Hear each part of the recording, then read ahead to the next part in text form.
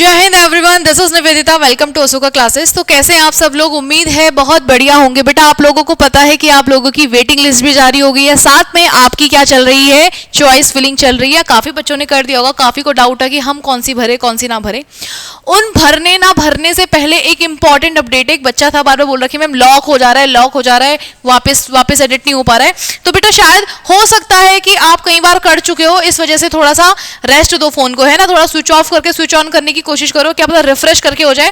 Because आप एक दिन छोड़ दो, उसके अगले दिन शुरू करना, क्या पता वो इस वजह से हैंग हो रहा हो, है ना। तो ये ऐसी कोई दिक्कत नहीं है। यहाँ पे देखो मैं अगर एडिट डालती हूँ तो एडिट आ जाता है बेटा यहाँ पर, और एडिट हो भी जाता है, ऐसी कोई दिक्कत नहीं है। वो शायद आपकी तरफ से, क्योंकि आप बार बार उस पर ना कंटिन्यूसली लगे पड़े होंगे, है ना। तो थोड़ा सा रेस्ट दो उस बेचारे को, थक गया वो भी, है ना। एक दिन छोड़ दो, उसके अगले दिन से अपनी चॉइसेस को फिर से भरने की कोशिश करना। जैसे मैं यहाँ पे अगर मैं यहाँ पे डालूं, तो अगर मैं पहली प्रेफरेंस अगर डालना भी चाहूँ तो मैं पहली प्रेफरेंस किसको डालूंगी भैया? ऐसी जगह को डालूंगी जो मेरे घर के आसपास हो, या मेरे जो स्टेट है उसके आसपास हो। तो अगर मेरे स्टेट की बात करें तो भैया मेरे स्टेट में अगर मैं डालूं तो मैं पहली प्रेफरेंस हिमाचल प्रदेश को अगर दूंगी तो वो अदर स्टेट की कैटेगरी में जाएगा, है ना। अदर स्टेट की कैटेगरी में जाएगा। ऐसा जरूरी नहीं कि आप होम स्टेट ही अपनी पहली कैटेगरी रख सकते हो, आप अदर स्टेट की पहली चॉइस भी डाल सकते हो, आप अदर स्टेट को भी अपनी पहली प्रेफरेंस दे सकते हो। ठीक है, चलो ठीक है मैम, आपने इतना बता दिया। अब मैंने लॉक करना है, अब मैं लॉक कर दूंगी तो ये लॉक हो जाएगा। थोड़ा सा आप बार बार करने में लगे ना, इससे दिक्कत आ रही है। और मेरे पास देखो लॉक हो गया, और लॉक होने से दोबारा एडिट भी आ गया। तो मैं ये कह रही हूँ ऐसा उनके साथ हो रहा होगा बार बार, जिनका क्या हो रहा है वो कंटिन्यूसली लगे पड़े ना ये चेंज करना है फटाफट, है ना। तो फटाफट भी थोड़ा प्रोसेस लगता है, इसमें टाइम लगता है। इसीलिए आप एक दिन अगर किसी की दिक्कत आ रही है तो एक दिन छोड़ दें, फिर करें, हो जाएगा। ठीक है। अब एक डाउट था कि एक बच्चे का कमेंट भी आया था कि मैम आप ये बता रहे हो कि कैटेगरी में शिफ्ट नहीं होते हैं। तो देखो मैंने पूरी इसकी जानकारी निकाली। मैंने कहा एक बच्चे का डाउट भी है और एक बच्चे ने बोला भी कि मैम ऐसा नहीं होता है, आप शायद एक बार कंफर्म कर लीजिए। तो मैंने उसके रिगार्डिंग सुप्रीम कोर्ट की भी बेटा एक रूलिंग आई थी, और वो शायद जब सुप्रीम कोर्ट देता है, कोई भी बात अपनी बताता है या देता है, कोई भी वर्डिक्ट देता है, तो वो सारे उसमें सैनिक स्कूल्स भी एड ऑन हो जाते हैं ना। उसमें सैनिक स्कूल हो जाएं, उसमें अदर स्टेट हो जाएं, जितने भी कॉम्पिटिटिव एग्जाम होते हैं वो सबके अंदर अप्लाई होता है। इसीलिए वो शायद सैनिक स्कूल के लिए भी अप्लाई होगा। तो मैं आपको बता देती हूँ क्या इंपॉर्टेंट चीज है। सबसे पहली चीज कि अगर आपकी कैटेगरी जनरल है, एससी है, एसटी है, ओबीसी है, डिफेंस है, वेटिंग लिस्ट क्या करती है वो तो बात की बात है। पहले आप ये जानो कि वेटिंग लिस्ट काम कैसे करेगी यहाँ, है ना। पहले ये प्रोसेस जानना जरूरी है, तब आप वेटिंग लिस्ट में चेक करिएगा। ठीक है। कुछ पेरेंट्स है ना जिनके मानना है कि वेटिंग लिस्ट में मेरे बच्चे का पहला नंबर पे है तो वो होगा कि नहीं होगा। ये बात समझो। इस बात को समझने के बाद मुझे लगता है आप लोगों को कोई समस्या नहीं होगी, कोई दिक्कत नहीं होगी कि होगा कि नहीं होगा, है ना। ये बात जो मैं बता रही हूँ बहुत इंपॉर्टेंट है, इसको ध्यान से सुनना क्या मैं बोलना चाह रही हूँ। तो भैया आपकी सुप्रीम कोर्ट की एक वर्डिक्ट आई थी, उसमें ये बात बोली गई थी और बाद में ये एक तरीके से साबित भी हुआ। देखो कैसे कि उन्होंने कहा था जो जनरल कैटेगरी है बेटा वो आपकी एक अनरिजर्व कैटेगरी। अनरिजर्व का मतलब वो वहां पे कोई भी रिजर्वेशन नहीं है। अनरिजर्व का मतलब यही होता है ना कि कोई भी रिजर्वेशन नहीं। एक तरीके से जनरल कैटेगरी को हम अनरिजर्व मानते हैं, है कि नहीं। तो जनरल कैटेगरी जो आपकी अनरिजर्व कैटेगरी है, इसका बेसिकली मतलब होता है कि इसमें कोई रिजर्वेशन नहीं, मतलब कोई भी सीट फिक्स नहीं है। अब जब कोई सीट फिक्स नहीं होती है तो अगर इनमें से कोई भी कैटेगरी का बच्चा, है ना, आपने जब अपना एप्लीकेशन फॉर्म भरा होगा आपने कैटेगरी डाली होगी, उसमें मैंने ओबीसी को एक एग्जांपल के तौर पे लिया है। मान लो ओबीसी में कोई बच्चा है और उसके जनरल वाले से ज्यादा मार्क्स आ गए। अगर किसी का पेपर 300 का है और मान लो ओबीसी वाले बच्चे ने 982 लेकर आ गया, ठीक है, और वही एक बच्चा है 300 में और आपकी जो जनरल कैटेगरी का, ये किसका बता रही हूँ, ओबीसी का, और जनरल कैटेगरी का एक बच्चा है वो 300 में से कितने मार्क्स लेकर आया, 980। ठीक है। तो क्या ओबीसी वाला जनरल कैटेगरी से भिड़ेगा? ऐसा होगा? तो यहां पे खुशी की बात ही यही है कि अगर आपके मार्क्स ओबीसी में क्या आए हैं 982 जो कि जनरल से ज्यादा है, तो आपकी कैटेगरी जनरल से उठा के यहां आप ओबीसी से उठा के जनरल में रख दी जाएगी। इसका मतलब क्या है मैम कि आपकी लड़ाई फिर आपकी कैटेगरी नहीं होगी, आपको सीधा जंप करके कहां भेज दिया जाएगा, जनरल में। ठीक है। तो मैम जिनको रिजर्वेशन मिला उनका क्या, समझो पूरी बात को। अभी बस आप इतना समझो, अगर इन कैटेगरी में से किसी के भी मार्क्स जनरल वाली कैटेगरी बच्चे से मार्क्स ज्यादा आते हैं तो उन सबको यहां जंप करा दिया जाता है। क्या बोल रही हूं मैं? अगर किसी भी बच्चे के मार्क्स जनरल कैटेगरी वाले से ज्यादा आएंगे, है ना, पूरी लिस्ट में, तो उनको चुपचाप यहां भेज दिया जाएगा। पर किन किन केसेस में, अब ध्यान से सुनो। सबसे पहला, अगर जो जनरल कैटेगरी है बेटा वो एक तरीके से अनरिजर्व कैटेगरी है, इसका सिंपल मतलब ये है कि इसमें कोई भी रिजर्वेशन नहीं है, इसका मतलब जनरल वाला की सीट फिक्स नहीं है, तो इसमें क्या होगा, जितनी भी सीटें होंगी वो सारी कैसी होंगी, अनरिजर्व्ड। मतलब टोटल सीटें जितनी भी है वो अनरिजर्व्ड है। मतलब जो SC ST कैटेगरी दी गई है ना, ये कैटेगरी नहीं है, ये एक्चुअली सारी जनरल की सीट के अंदर आती है, लेकिन कुछ जगह पे उन्हीं जनरल सीट में से कोटा दे दिया गया है, उन्हीं जनरल सीटों में से कुछ कोटा दे दिया गया है। और वो कोटा, जैसे मान लो अगर मैं बोलूं टॉप 20 बच्चे हैं ना, अगर मैं बोलूं टॉप 20 बच्चों के लिए, मैं बोलूं टॉप 20 बच्चों की बात करूं अगर मैं, तो यहां पे जो जनरल कैटेगरी है ये एक तरीके से अनरिजर्व कैटेगरी है। इसका मतलब आपकी जितनी भी कैटेगरीज आती है ना, SC ST OBC, ये सारी भी कैसी है, जनरली है, लेकिन कुछ पॉइंट ऑफ उसमें उन अनरिजर्व में से ही क्या कर दिया गया है, कुछ ऐसी कैटेगरी है जिन्हें रिजर्व में डाल दिया गया है ना। तो जो बची हुई होंगी वो कौन सी होंगी, अनरिजर्व, और उन्हीं अनरिजर्व में से कुछ ऐसी कैटेगरीज हैं जिन्हें को कोटा मिल चुका है। तो उन्हीं कोटा वाली जो कैटेगरीज है वो कौन कौन सी है बेटा, SC है, OBC है, ST है ना, और कौन सी है, डिफेंस है। ये सारी कैटेगरीज वो है जो अनरिजर्व में से निकाली गई है। ठीक है मैम, इतनी बात आप समझ आ गई है कि हमारी जितनी भी कैटेगरीज हैं वो क्या है, अनरिजर्व है, लेकिन उनमें से ही कुछ अनरिजर्व को ही कोटा बना के कुछ सेक्शन को हमने रिजर्व कर दिया है। मतलब अगर हमारी टोटल 100 सीटें हैं, बोल दी गई है टोटल वैकेंसी 100 है ना, तो इनमें से ये सारी 100 क्या है, अनरिजर्व। इन्हीं अनरिजर्व में से कैटेगरीज बनना स्टार्ट हो जाती है कि अब हम कोटा देंगे 100 में से 5 यहां देंगे, 10 यहां देंगे, 20 यहां देंगे, 30 यहां देंगे। इस तरीके से अनरिजर्व में से ही कुछ पार्ट को ही रिजर्व कर दिया जाता है। तो जो बचा कुचा होगा उसके बाद वो 100 में जो बचा कुचा होगा वो कौन सा होगा, अनरिजर्व। समझ गए इतनी बात? तो इसका मतलब अलग से कोई कैटेगरी नहीं होती, उन्हीं अनरिजर्व में से ही आपकी कैटेगरी निकाली जाती है। दूसरी बात, अगर कुछ सेक्शन को कोटा देकर उन्हें रिजर्व कर दिया जाता है तो इससे क्या होगा, इसके इफेक्ट सुनो। इसका इफेक्ट क्या होगा, अगर मान लो आपको एक मेरिट लिस्ट निकालनी है, कितने बच्चों की, टॉप 20 बच्चों की।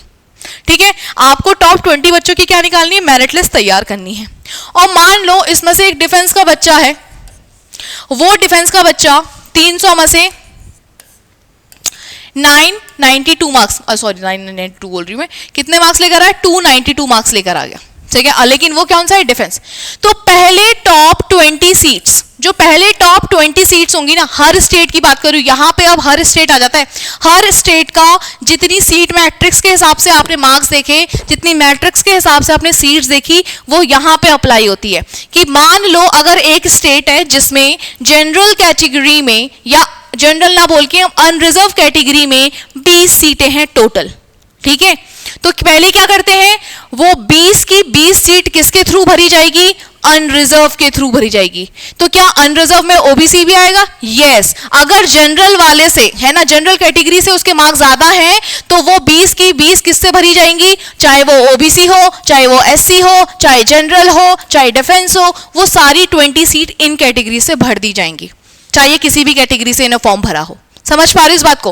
टॉप 20 में सारे आ जाएंगे, समझ गए? ये सारे टॉप 20 में ले लिए गए। अब इन टॉप 20 में क्या करा जाएगा, उसके बाद मैम उनका क्या होगा जो ऑलरेडी ओबीसी में है। अब मान लो कि टॉप 20 में पहले टॉप 10 ओबीसी वाले थे, तो वो सारे टॉप 20 कैटेगरी में एक स्टेट के हिसाब से चले गए, तो बचे क्या, तो आपके लिए कैटेगरी में ऑलरेडी कुछ मेंशन कर रखा होता है। जैसे कि आपके लिए कर रखा है कि अनरिजर्व के लिए जो है 16 सीटें हैं, ओबीसी के लिए बेटा 7 सीटें हैं। तो ये 16 में अगर सारे के सारे ओबीसी हुए, सारे के सारे टॉप ओबीसी हुए, है ना, जिनके टॉप मार्क्स आ रखे हैं वो सारे के सारे ओबीसी हुए, और सीट भी आपको 16 चाहिए, तब तो सारे यहीं चले जाएंगे, है ना।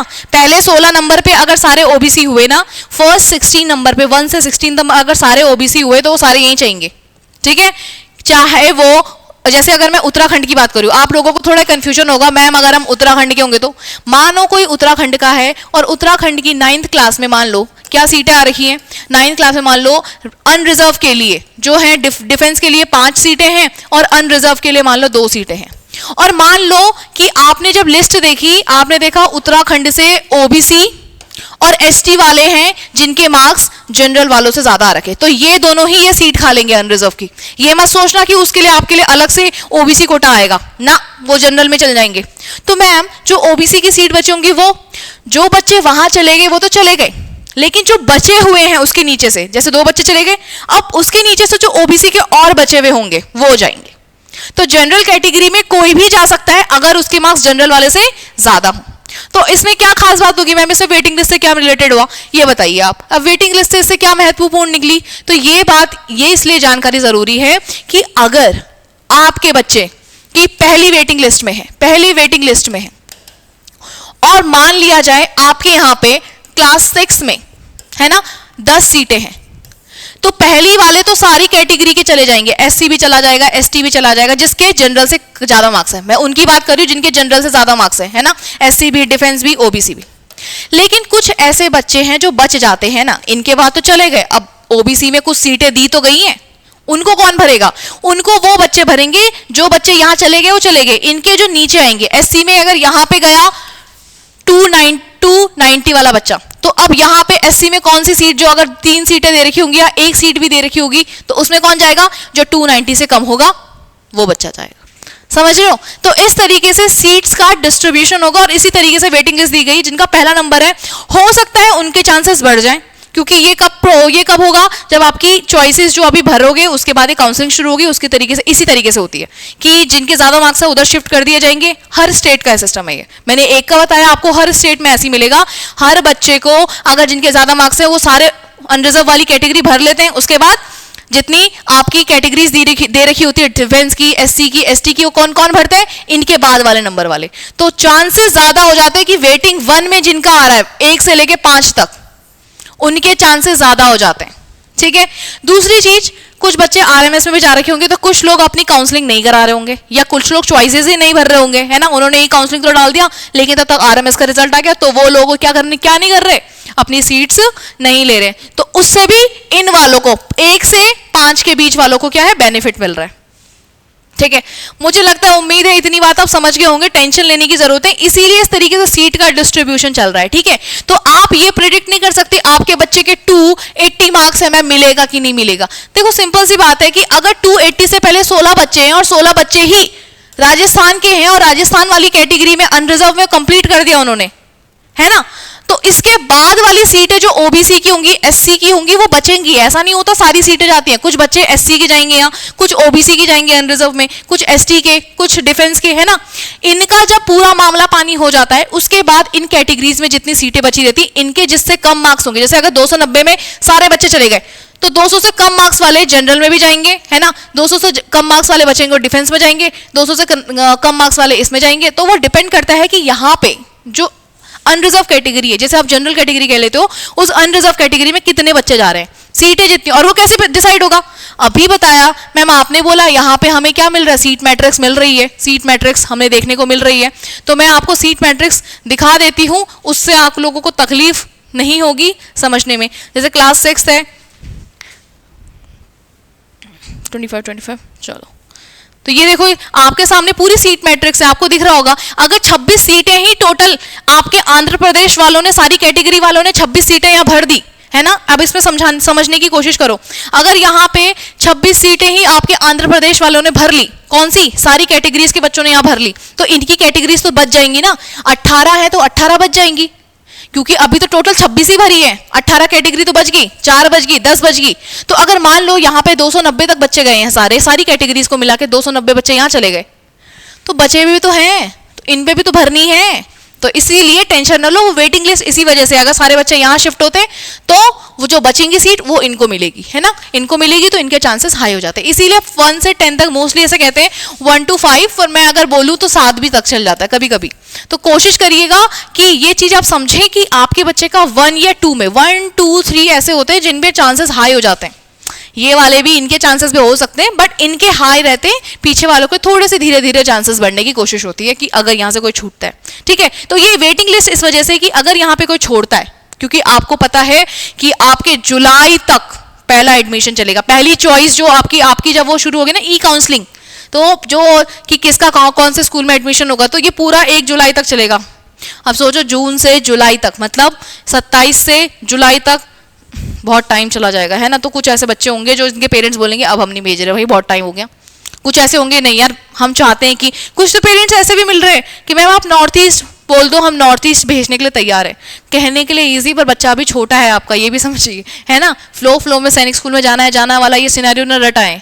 अगर क्लास 6 में तो उस पर 9th में भी ऑप्शन आता है, RMS का ऑप्शन है। तो इस तरीके से आप बच्चे पे ये भी ना करें कि आप उसको ऐसी जगह भेज दें जहाँ उसके लिए समझना थोड़ा सा मुश्किल है, उसके लिए पूरा कल्चर ही डिफरेंट हो जाए, है ना। तो थोड़ा सा इस चीज़ को भी सोचें। बाकी आपको कोई डाउट है, अशोका क्लास का चैनल है, उस पर नंबर भी दिया गया है, बेटा आप उसमें कॉल करके बात कर सकते हैं। मुझे लगता है कई लोगों के डाउट यहाँ पे क्लियर हो गए होंगे कि मैम वेटिंग लिस्ट जो है कैसे देखनी है। वेटिंग लिस्ट इसके बेसिस पे बनी है, जितने मार्क्स हैं पहले हमेशा ये देखते हैं, जब भी आपकी वेटिंग लिस्ट बनती है या जब भी आपका पूरा वो शेड्यूल बनता है कि किस तरीके से एडमिशन लिया जाएगा, पहली चॉइस कैसे चलेगी। सबसे पहले इसको भरा जाता है, ये भर दिया, उसके बाद बची हुई सीटें, यहाँ जितने, मान लो यहाँ पे ओबीसी के 2 बच्चे चले गए, ओबीसी के अगर यहाँ पे 2 बच्चे चले गए, इसका मतलब यहाँ पे 18 सीटें रहेंगी, ये सीटें कम नहीं होती। यहाँ पे आपने 2 बच्चे डाल दिए, मान ले उनके मार्क्स है 284, तो अब पीछे जो चलेंगी ना ओबीसी की सीट भरेंगी, वो ओबीसी वाला ही भरेगा, लेकिन वो भी 18 के 18 सीटें भरेगा, लेकिन इससे कम मार्क्स जिनके होंगे वो भरेंगे, क्योंकि ज्यादा मार्क्स वाले पहले ही रिजर्व कैटेगरी में, यहाँ अनरिजर्व कैटेगरी में पहुंच जाते हैं। इस बात को मुझे लगता है कि किसी को दिक्कत नहीं आएगी समझने में कि आप क्या बता रहे हो, क्या समझाना चाह रहे हो। तो मैं ये कहना चाहती हूँ, पहले ये वाली सीटें भरी जाती है हर स्टेट में, ठीक है, समझिएगा, हर स्टेट में ये वाली सीटें जैसे ये फिल हो जाती हैं, फिर कैटेगरी में डिवाइड करना स्टार्ट कर देते हैं कि इसमें ये इतने बच्चे हैं तो इतने बच्चे डालो, इसमें इतने बच्चे हैं इतने बच्चे डालो। इसमें कोई भी आ सकता है, अनरिजर्व है ना, मतलब कोई भी सीट रिजर्व नहीं है, तो कोई भी टपक के जा सकता है। लेकिन इन सीटों में ओबीसी भी जा सकता है, SC में जाएगा, ओबीसी में जाएगा, ठीक है। लेकिन जिनकी मार्क्स जनरल वालों से ज्यादा आते हैं वो यहां से जंप करके यहां डाल दिए जाते हैं। तो पहली सीट हमेशा रिजर्व की, अनरिजर्व की भरती है, और तब आपकी कैटेगरीज की भरना स्टार्ट होती है, इस तरीके से भरी जाएगी। गर्ल्स की भी सेम कैटेगरी है, गर्ल्स में अगर अनरिजर्व में 1 सीट है तो पहले 1 सीट भर ली जाएगी, अगर वो SC की निकली तो SC की यहां बढ़ जाएगी, समझ रहे हो। अगर SC की निकली तो SC की यहाँ बच जाएगी, तो जनरल कैटेगरी का कोई बचा नहीं, तो वो कहाँ जाएगा, वो कहीं नहीं जाएगा। यहाँ पे OBC भरेगा, यहाँ पे SC भरेगा, यहाँ पे ST भरेगा, यहाँ पे 7 भरेगा, जनरल कैटेगरी फिनिश। इसीलिए आप कहीं जगह देखते होंगे कुछ बच्चों के कम मार्क्स पे भी सिलेक्शन हो जाता है और कुछ बच्चों के ज्यादा मार्क्स पे भी सिलेक्शन नहीं हो पाता। रिजर्व यही है ना, यही प्रॉब्लम है। अब इसी में इस वाली बात को अगर जिसको समझ नहीं आएगा वो फटाफट से नीचे वीडियो में कमेंट सेक्शन है, वहां पे लिखो, मैं आपकी सारी की सारी क्वेरीज जो है वो आपको दिखाने की कोशिश करूंगी। किसी बच्चे का ये प्रॉब्लम आ रहा है, एडिट नहीं हो रहा, लॉक नहीं हो रहा, मेरे को 2 नंबर, मैं करती हूँ यहाँ पे, जरा देखती हूँ क्या दिक्कत आ रही है आप लोगों को, और मुझे अपनी लिस्ट भी दे दीजिएगा आपने किस तरीके से देखनी है, ठीक है, ताकि मैं उसी हिसाब से आपके नंबर्स भी लॉक कर दूं अगर आपको प्रॉब्लम आ रही है तो। मिलते हैं आपको नेक्स्ट वीडियो में। जय हिंद, जय भारत।